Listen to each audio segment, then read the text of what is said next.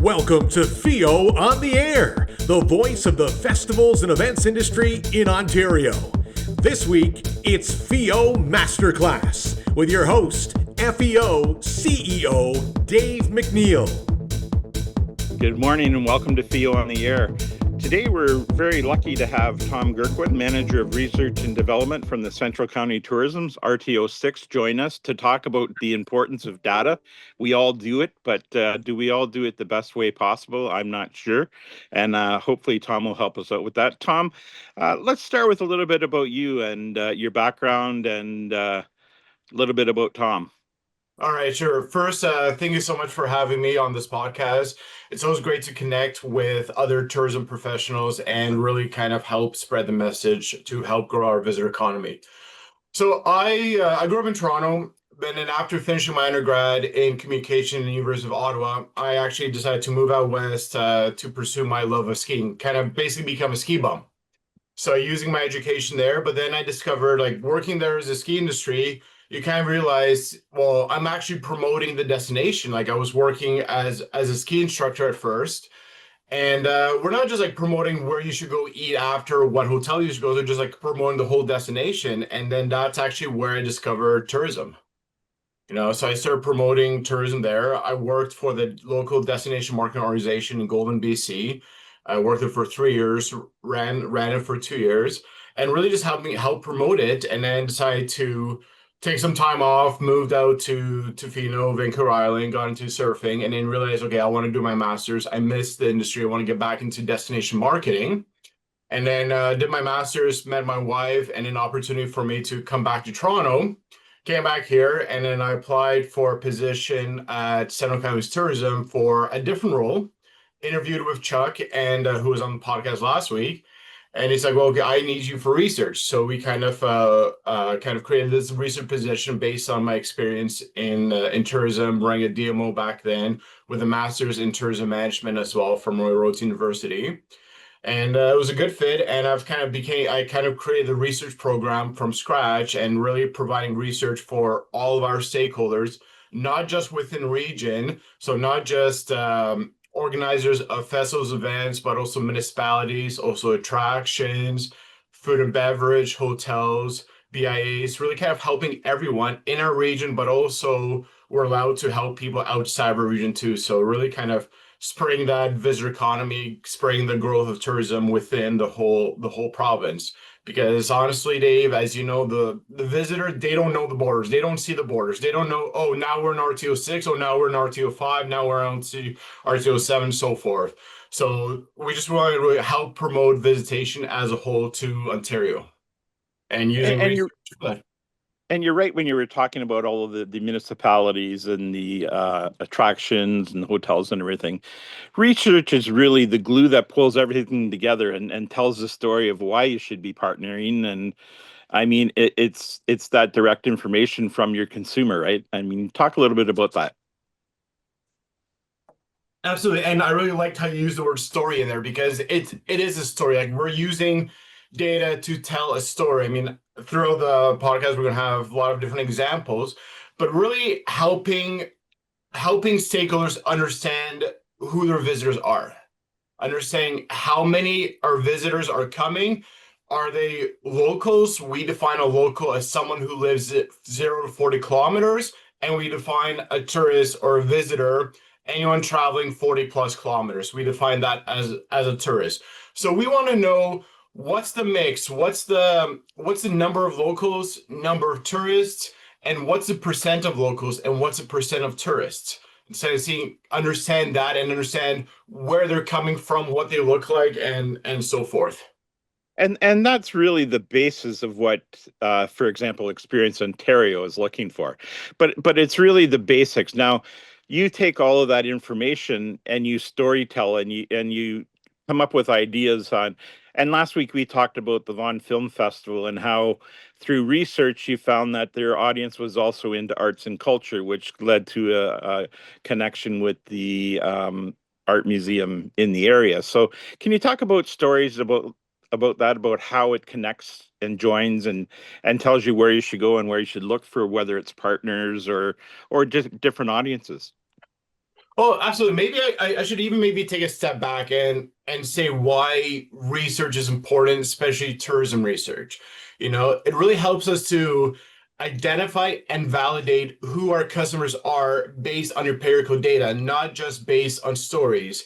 I'm going to give a couple of examples throughout this whole time, Dave, if that's all right. Yep. Look, one of our municipality, one of our councils, we don't want tourists along our waterfront because they bring a lot of garbage and they just make the whole area dirty for us. I get it, like 100% valid. Where's the proof? So we do a lot of work with Environics Analytics, EA for short, and we do postal code analysis, as well as geofencing, which is using mobility data, creating these invisible fences just to analyze the data. So I created an invisible fence around that waterfront area, and 90% of the daily visits to that waterfront throughout the whole year were from locals. Who are So telling a different story. that's an instant shift in mentality, Dave. That's not saying, oh, the problem is not tourists. The problem is we need to educate our locals on throwing out the garbage. So either more signage, more garbage cans, more frequent pickup, all of the rest. And really kind of the positive effects really snowballs from there. There's all this sense of pride in the area. People are coming more to the area because it's so beautiful. People are coming with their festivals and events. It's bringing more money into the community. It's bringing more people into the community. It's having those locals become your ambassadors as well too. So really kind of using that empirical data to identify and validate who your customers are. You want to make sure you're maximizing your return on investment by targeting the right markets. So either that is by geography or by demographics, all that information is there, as well as be able to increase your visitation by making sure your products and services align with your customers, and also really demonstrate the value and the economic impact of tourism within that area. So Antonio from Vaughan Film Festival, he's one of our great ambassadors. I chatted with him about 6 years ago, and he's like, he asked me, how can I collect information on my visitors? And I said, the best way is if you're able to collect postal codes, that would be amazing. So he's been collecting postal codes for 5, 6, 7 years now. And every year he gives us the information from his attendees, and we do analysis, we do a debrief after, and these are who your markets are. So we found out that from the data, a lot of the visitors are also interested in art. So they actually partnered up with McMichael Art Gallery and the local artists. So now you're collaborating with other businesses. You're increasing your awareness through their channels as well too. And they had an art installation pop up at one of their first events there. And now all of a sudden, you don't have people just talking about film, but you have people talking about film and art at the same time. I think that about 700, 800 people go into just that tent just to look at the art. So it's really kind of using the data to making sure you're addressing all those points. So you're validating on who your market is, what they look like, what they're interested in, and where they live, so you can target them for increase your return on investment. So with your postal code, I mean, there's a number of ways to collect it, but if you're selling tickets, it could be a mandatory field. Otherwise, you're collecting data on site. Are there any other ways that that festivals can be grabbing that data? Absolutely. So, like Chuck said last week, postal codes are the best way for festivals and events. If you could do with some sort of tickets or postal code collection like Antonio, that's awesome. If not, like, so for example, the LCBO, at times you go in there and they ask you for your postal code. Same thing. You could do an intercept survey at your festival or event. We offer a program through our industry relations managers, be able to borrow on our iPads and really ask people questions, do a survey, do an intercept survey, and one of the questions in there is your postal code. We've Yeah. also seen instances where there's an incentive. So a few years ago, Ajax holds their annual Pumpkinville Festival in October, and they received sponsorship from TD Bank. They bought a whole bunch of pumpkins, and they're giving out free pumpkins at the event. If you want a free pumpkin, you have to tell them your postal code.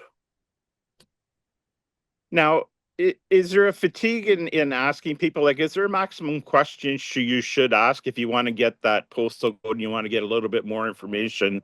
Is there a minimum or a maximum questions you should ask at that survey point? Yeah, so the best and worst answer is depends.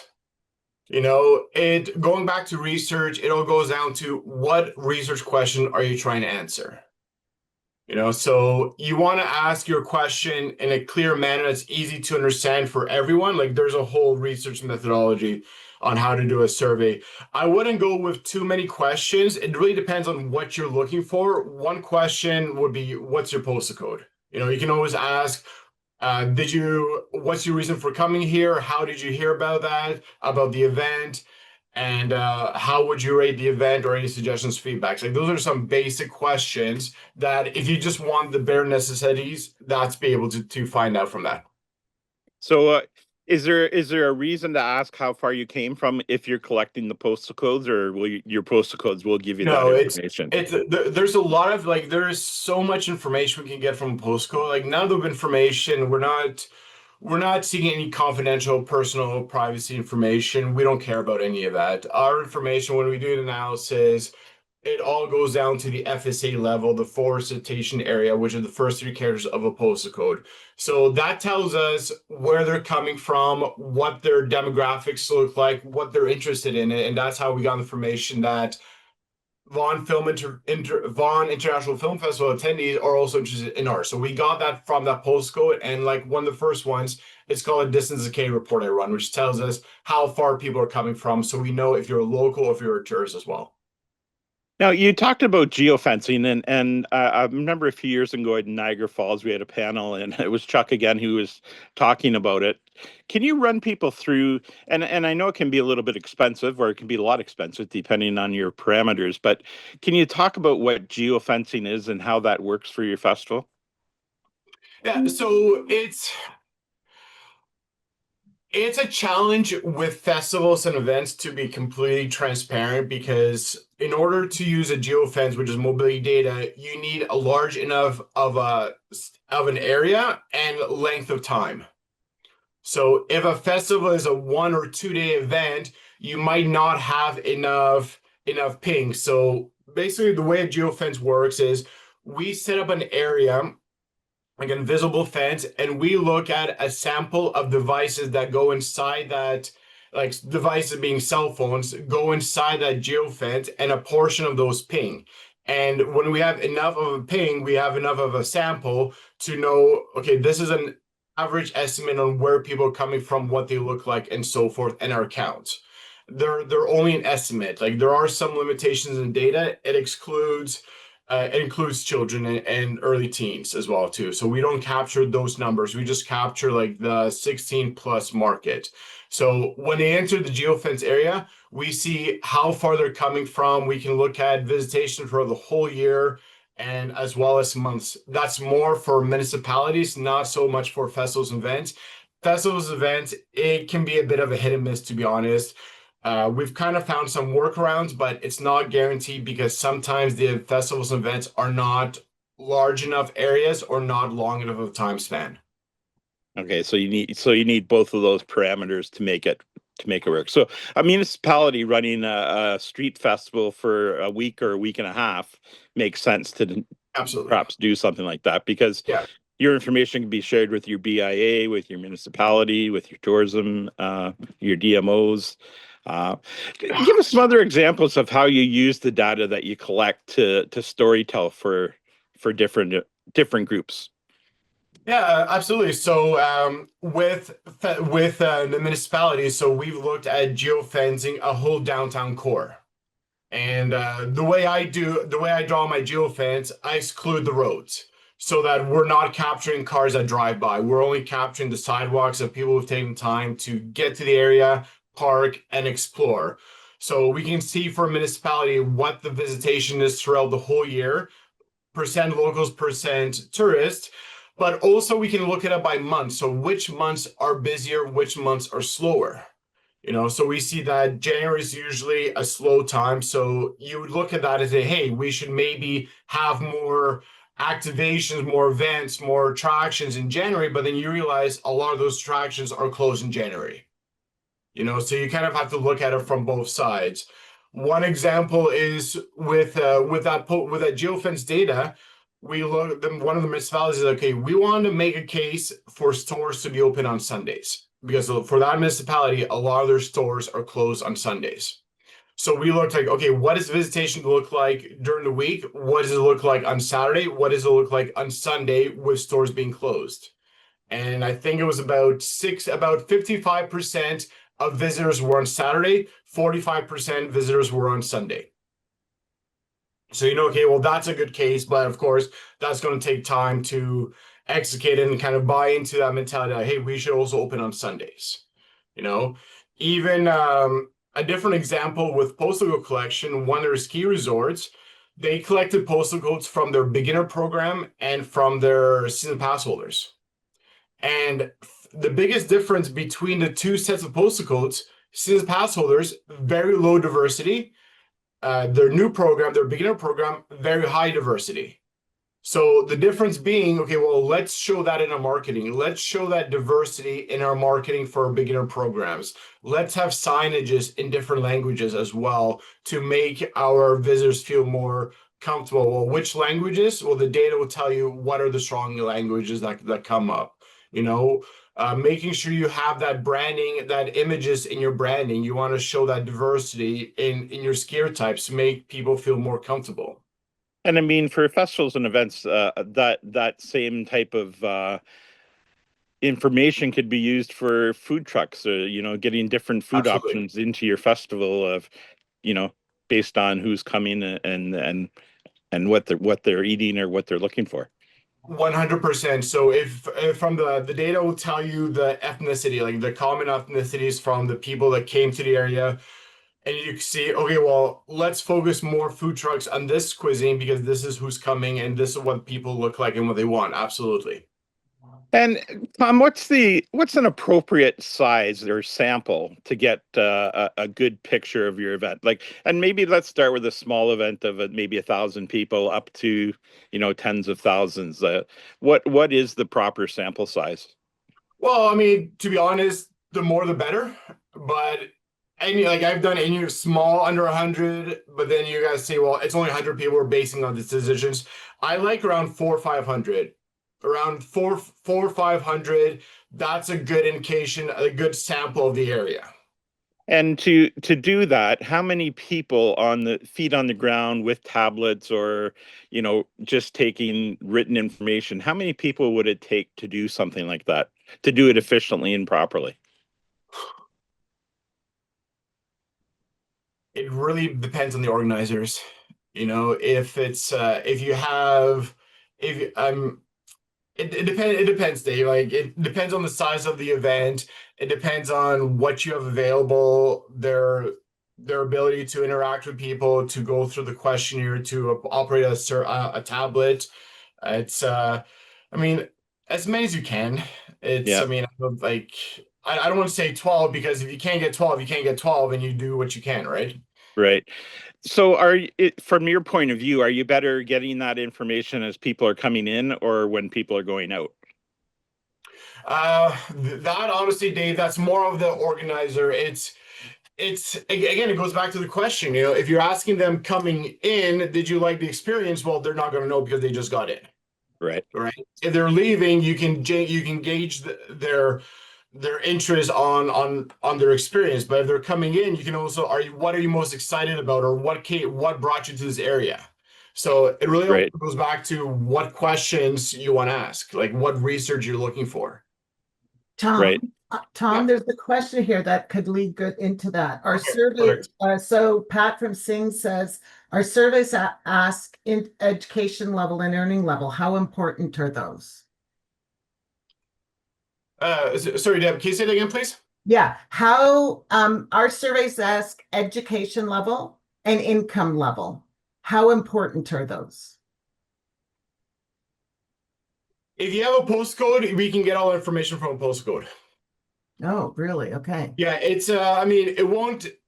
Sorry, okay, let me maybe go back a step. It's from the from the postal codes that we collect, we're not able to tell how much each person makes. We're able to say what the average income is based on where they live, like that general area, based on all the data on the back end from Environics Analytics, which builds all these profiles, all this data from census, from their own surveys. So that information would be able to answer that. Like they'll be able to say what are the main types of industries people work at, what's the average household income, what are some of the age demographics of the households, so including children as well too, and we can compare it to different benchmark areas too. So for income and we can get all that from the surveys, and a lot of people don't feel comfortable writing incomes on a survey. All right, Pat has a So follow-up that question on that too. Sorry, Dave. yeah. Is it worth the cost to hire iPads for people to fill in surveys? Right now, we have paper surveys and our volunteers circulate. We only ask as people leave because we ask how they like the program. So I guess the question is it worth the cost to hire iPads? Well, so if you're in our region, Central Counties region, so in Durham, York region, or Headwaters, we have the just contact our reps and they'll be able to help you with that. If you're outside of a region, the advantage of using an iPad versus paper is the iPad you can use SurveyMonkey and you can just export the results and get that information. Less human error, less paper, less time to transcribe all the answers, right? Okay. Dave, there's a couple more questions, but I'll wait for them. Yeah. I just wanted to get into the point that really, when you're collecting the postal code, that's your key to open the box where all the information is. Correct? Like, I mean, Correct, yeah. you're just collecting postal codes in and of themselves. If you don't use the Environics or whoever partner you're using in to get that information that postal code holds, Yeah. it's really worthless at that point. Well, I mean, you can just geek out and say, okay, well, if it's these three characters of the FSA, that means they're in this area, and you can count how many of that. But that's a lot of extra work. So, yeah. So I mean, I don't mean to do a sales pitch for Environics, but we've been using them. We use a lot of work with Destination Canada, and they're really great and be able to analyze what our visitors look like. And we do have our programs are based around that as well. Okay, sorry, Deb, get back. If you can go back into the questions. I can't see the questions from my Sure. location, so that's Yeah. great. Not a problem. This is this is a comment. This is from Marnie. When I was coordinating the Great Canadian Kayak Challenge, we did the surveys. Through that, we found out we were missing out on land-based activities for the pre-teen to teen crowd. So the following year, we started bringing in things that were for that group. So that's one comment. And then the next one, it's Marnie again, I guess, answering Pat's. A couple of suggestions. We make sure survey volunteers are instructed to get good cross-section of attendees. We found out that teenage girls executing the surveys would only survey women. The results were so skewed that it appeared no males attended. And the other, if you offer a reward to the volunteers, will win that volunteer a beaver tail. You may have to a database of 1,000 surveys if they are paper-based. In the future, I'll make it time-based and they have to have the same amount of surveys to get completed. Well, that's interesting. Yeah, so it's going back to your question, Dave, how many people do you need? You need as many as you can that you can train properly. And Tom, again, I going back to the stories, because I'm confident that most people are just doing this because it's a requirement of their grant, and they're saying, we had X amount of visitors from 40 miles out, and that's all they do. That's the only information they want to use out of all the money that they put into this research, is fulfilling their grant. And again, we're here to help them be more successful. We're offering the tools. I offer help all the time. I write B2B articles in our newsletter. It's we post reports. It's really up to them to kind of use it and do due diligence on their end. Like we can drag them to water, but we can't make the horse drink, whatever that expression is. So there is so much more you can do with it. I mean, like Antonio was a great example, like partnering up with the art gallery just from that data. Also, one of our other festivals, they had a festival last year in Durham, and they say that a lot of visitors come from Toronto, no surprise, but they actually started marketing to that Toronto base. And the next year, they had an extra 30,000 visitors from Toronto. I think it was like going Exactly. from 50,000 to 80,000. So it's, yeah, sure. The data there is there to help with a grant application, but you can use it so much more to be targeting the right people. The whole thing of birds of a feather flock together. If you know where people are coming from and what they're interested in, you can tailor your marketing towards that. Like I said in the beginning, it's helping with marketing, validating and identify who those markets are. So the markets being geography areas, but also being demographics, segmentation, what they're interested in, and making sure you have products that align with what your visitors are interested in. Yeah, and so many people now are using social media and buying time, whether it's on Google or whatever, Instagram. That information really can target where you should spend that money and get the best bang for your buck and grow your festival or event. 100%. I mean, even if you're doing the ads in on Facebook, you can type in, "I'm looking for this type of visitor." You can type in, excuse me, you can type in their FSA, you can type in the prism profile, you can type in the segmentation name, like you can type all that and it will address towards those people. So you're marketing, you're reaching those right people. And the research will tell you what channels you should use, how people are using social media, which channels you should be using. Yeah, and your demographic sort of leads to that information as well, like your age I mean, Facebook seems to be like a 40 and up type of thing, and Instagram is 40 and under. So I mean, yeah, you're targeting to those demographics based on your research. And yeah, I mean, I can't tell the importance enough. And I come from a television background, and there's constant research. And not only were we researching what we did, we would always research what the competitor did to try to tie in the story. For example, if Global is running 60 Minutes, what type of programs are they interested in that we market on CTV or vice versa? So it's really so important, and there's so much information to be gleaned from it. And really, Dave, it really helps with validating your decision making.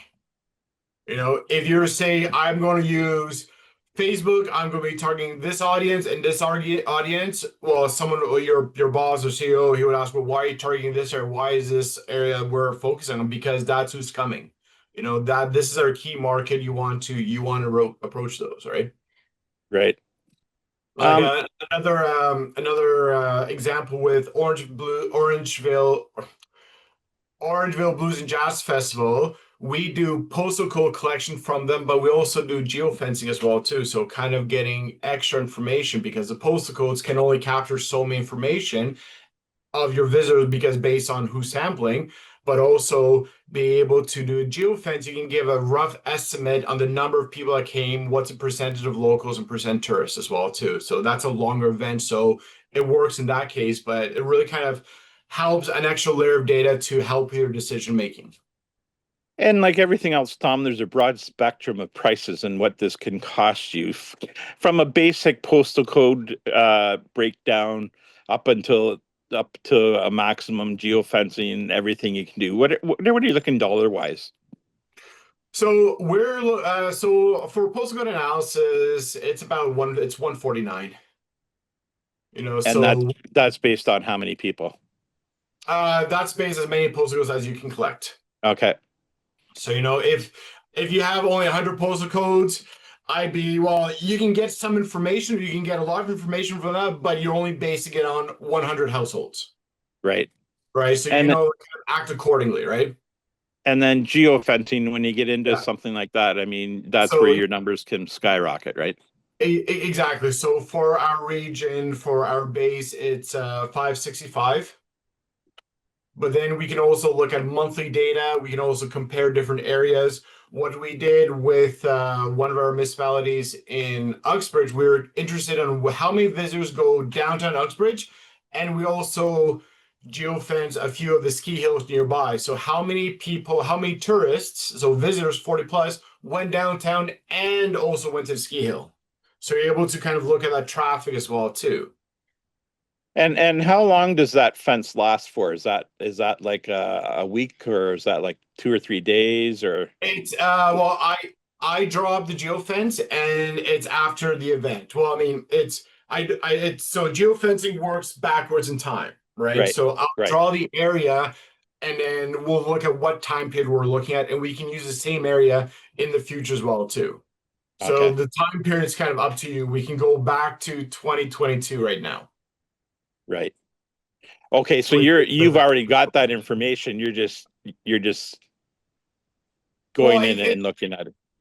exactly. The information is there. I'm just isolating what area I'm looking at to answer the questions I want answered. Right. Any questions in the chat, or anybody that's on the podcast that wants to ask Tom a question? Deb, if you can sort of moderate that for me. Yeah, no, there's no more questions or comments. So, I, Tom, is there anything that we've missed that you think it's important that that festival and event organizers should be oh, thinking about or doing? Yeah, absolutely. I think so. It's like, to be completely transparent, it's a lot of work. It's a lot of work to go to collect those postal codes, especially at festival events, but it is so worth it because you have such a good understanding of who your visitors are. You're able to interact with them, you're able to ask additional questions as well too. And the research as a whole, I mean, it's hard to collect tourism research because, let's be honest, like a tourist, a visitor doesn't wear a Hawaiian shirt, sandals, flip-flops, and a camera around their neck. So we're not looking for those people. We all look like tourists and visitors. So it's really important to use this data to help us with the grants, but also help with our understanding to make sure that we have the right products for our visitors. The data is telling us that our families have a lot of young kids. So at our next festival event, let's make sure we have attractions or things for those young kids to do. Same, you don't have, this doesn't have to be an attraction or event. It can be any stakeholder, any attraction, any municipality. If you know who your visitors are, you want to make sure you're tailoring their experience based on what assets you have, what they're interested for, what they're interested in, and really see who's coming to your area, but also who's not coming to the area.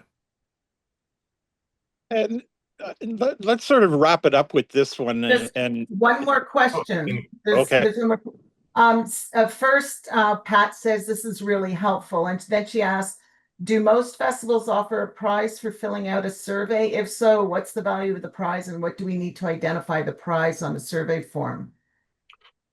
That really, again, that depends on the organizer. It's I can't say I can't say they should offer a new car because that's not realistic. So you want to be able to make sure you're able to do what you can in your means. So maybe partner up with a few vendors at that event and say, hey, we're trying to find information, who's coming to the area, what can you throw in as a freebie to help create an incentive to get more people taking part in the survey. Okay, she says they won't be offering a car. Maybe a nice trip then instead. I mean, obviously the car's not realistic. I'm just saying that to prove that it's whatever it's possible within your means and whatever your visitors are interested in. Got it. And then Paul asked, does this data support future transportation infrastructure planning? In what respect, Paul? Do you mean like Yeah. construction? Well, roadways, transportation things. I mean, be able to support the event and the growth of a festival or an event. I mean, you have a fairly large, like in London, the folk festival has come back. So let's just say we start collecting data for the folk festival, but the folk festival is just really blowing it out at it seems. It's doing really successful, but for some reason the parking or people are jammed up on the streets.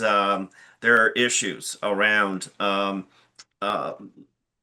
the whole transportation issue could be a problem. Like, would this help support events as they grow specifically for a region? If events are growing within a specific region, does this help maybe look at what can we do to help with buses right? And transportation down there, or other possible logistics around. Does the city or that area really support this type of mass public? Is what I'm trying to say. Yes, both directly and indirectly, because you're able to have the data to make a case. Well, we need a shuttle service, or we need more parking because we have people coming from 60 kilometers, from 80 kilometers away. They need to park somewhere, and council and municipalities should understand that need. So absolutely can help address it and help validate on what that looks like. We had with transportation, we looked at, there was construction in Brock. They were looking some geofence earlier in the year, and we found out that, okay, there was construction last year. We get it, but there's still more tourists who came. There's more visitors who came 40 plus kilometers. There's actually less locals who are coming downtown. So that's also kind of interesting to see how that mix plays in. So yes, the data can absolutely help with that and help validate it and help with making more evidence-based decisions in the future, especially for council. Excellent. So, Tom, where I was going to go with my question or comment is, what about buying and selling lists? Like, as a sector association, I'm not exaggerating when I say I get probably 10 emails a day wanting me to buy a list. Ethically, where do you stand on that? Like, my personal opinion is, when I collect data, I'm not selling it. I'm collecting it for my information. What are your thoughts on that? That's the exact same. I don't like. Yeah, that doesn't sit well with me. It's I like the list. Like, I like to get a list from actually our stakeholders or events, or like through our partners. Like, I don't buy lists. It's yeah, it's oh, Dave, that's a whole big That's a whole other topic. moral, ethical. Yeah. No, it's again. I mean, I would go back to what research questions you're trying to answer. Yeah. If the list for you makes sense, it's their money. I'm not going to tell them how to spend their money. I don't feel comfortable with it myself, but that's just my preference. Like, Yeah, and I'm sure it's a dilemma we all come across. I mean, as organizers, we've got some valuable data that others want to use or profit from, and it's, I mean, well, first of all, we're a nonprofit, so we're not making any profit of any of this, but it's we hold privacy very, like, we respect privacy very much, and all the data that I use, or even if I get any data from our stakeholders, I only care about the postal data. If there's anything else, I delete it. If I do any geofencing, any privacy information, that's all scrubbed clean. So we're not able to identify anyone from the data, because that's against privacy. So we're right. 100% compliant. So it's yeah, no, I don't like buying lists. I don't buy lists. I don't think you need to buy lists. But again, that's just my opinion. Right. Okay, so Deb, any other questions in chat, or anybody have a question? There's two more. So Okay. Anya asks, and also for accommodation planning, we have an integration with Stay 22, a company that provides accommodation options after a ticket purchase, a Canadian company. Are there other interesting integrations that you have also worked with?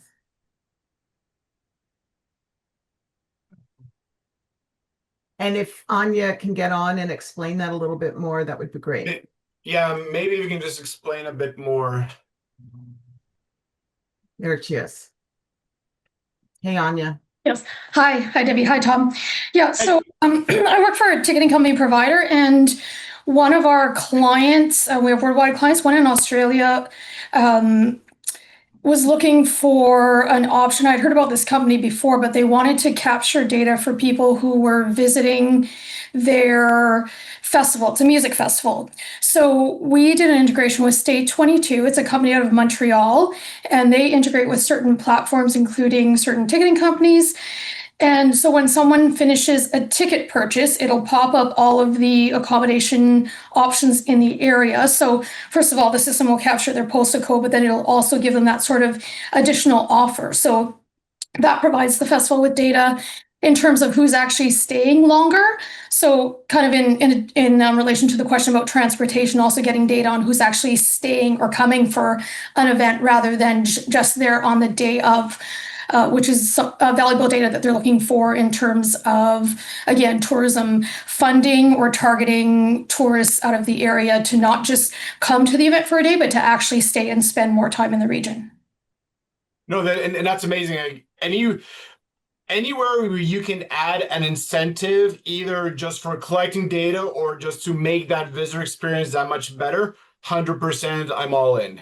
It's people are coming to festivals events, and afterwards they're either going to a hotel or Airbnb or bed and breakfast, wherever, or they might be staying with friends and family, or might be just driving back home. So if they're able to stay longer in the area, that's all what we want, right? So absolutely. It's kind of like the Expedia or Travelocity philosophy, or you just want a flight. Do you want a flight and hotel? Do you want a flight, hotel, and car? Are you going somewhere else? Keep Yeah. making it as the experience as easy and pleasant for the consumer as possible. Yeah, and just to add to that as well, Dave. So like for us, like we're happy to help work with any attractions, any events, any organizers, any stakeholders. We have the programs we have for research is our visit research program, which one of it is a postcode analysis. So if you just provide postcodes from your visitors, that's amazing. Just an Excel document with one column of postcodes. If you can have corresponding cities, even better.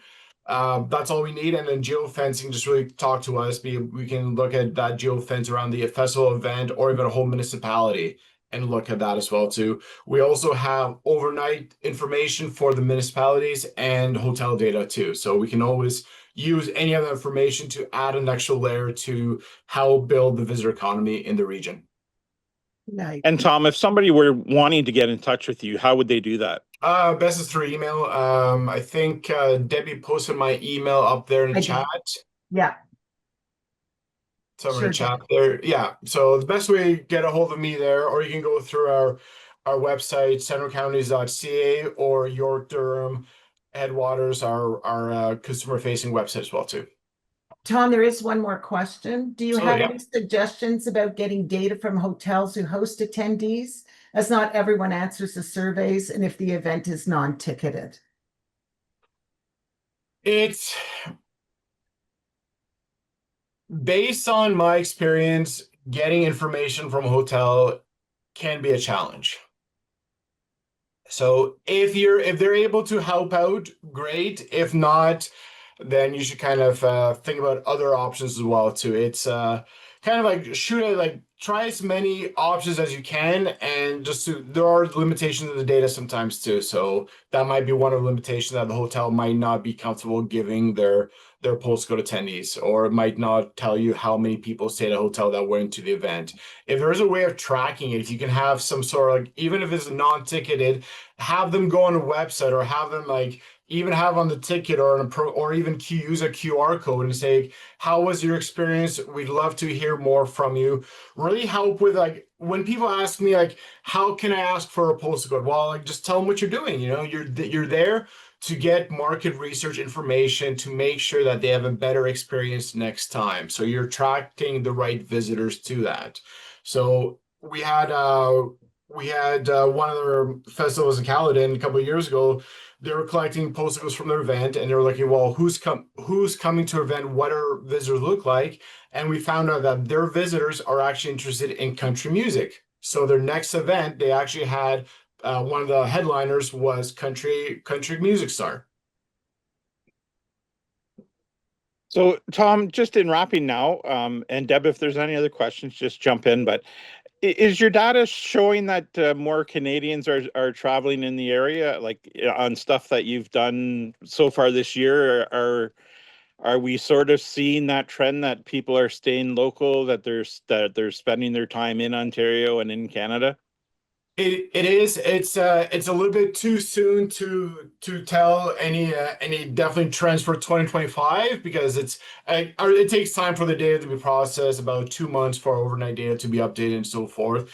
But it is looking like there is more trend of staying local, like exploring your backyard more and even venturing out further too. So we do have more visitation from out of province as well too. So we're able to see where people are coming from and increase their length of stay as well and coming back.